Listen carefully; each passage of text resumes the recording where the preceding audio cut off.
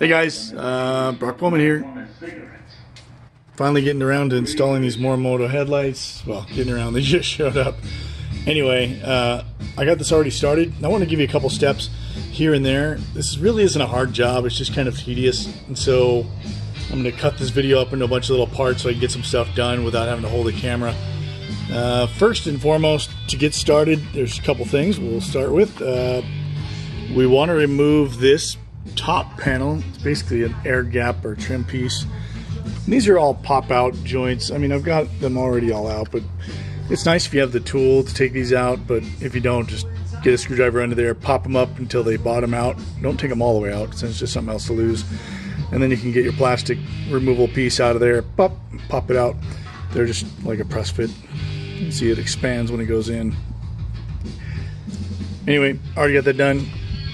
Oh, something to look for. This keeps it from coming out. So remove these two. You don't have to unbolt it over here, by the way.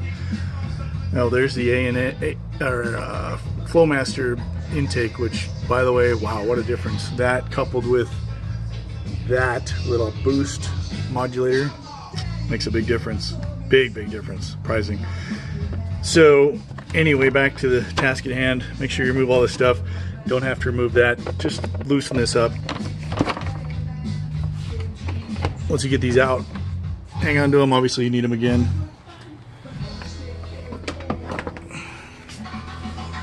Okay, so that's out of the way. Next, I would like to take these two out. I think they're, what are they? They're 10 millimeter.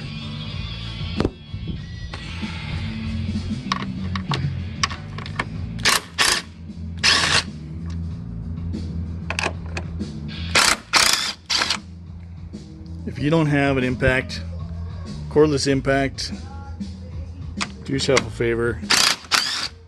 Make everything go much faster.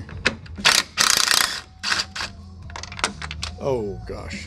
Well, let's get the magnet out for that one. Huh. Anyway, so those are 10 millimeters. You're gonna have to remove this trim plate to get the bottom pieces out. You see it? This has to come off, okay?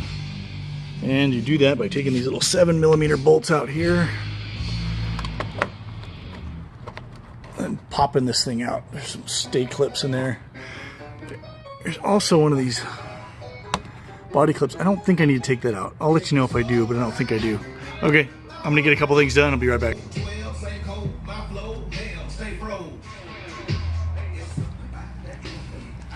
Okay, this is kind of a pain, guys.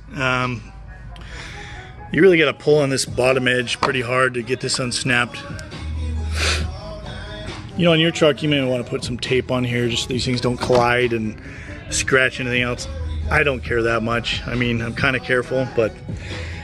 And by the way, if you don't have a plastic tool to remove these, it's going to be okay as long as you're not too Yankee on this. I don't know what else term to use. YouTube started playing this song I'm not real fond of, but hopefully it's not too loud and you can hear me.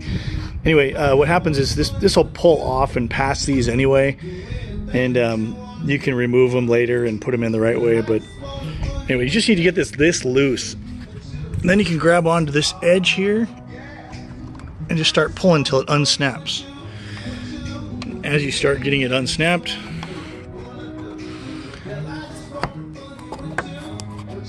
it starts to come out. Okay.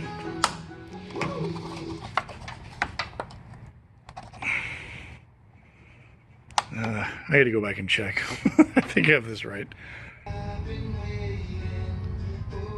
Okay, so got it off. Yeah, it just unsnaps the rest of the way. Just pull forward, you know, give it a little tug, not too hard or fast, you know, just use your best judgment. And so what you get, and of course, there's the bolts there. By the way, we're gonna have to take this grill off. You want to unplug these two guys. I think one is for the shutter assembly, the other is for maybe the temperature sensor. I don't know. Only two wires, so probably it. On yours, if you have more options, this will be much more populated. Like active cruise control, I think that may populate that. Anyway, so get these bolts out. Get the bottom bolts out.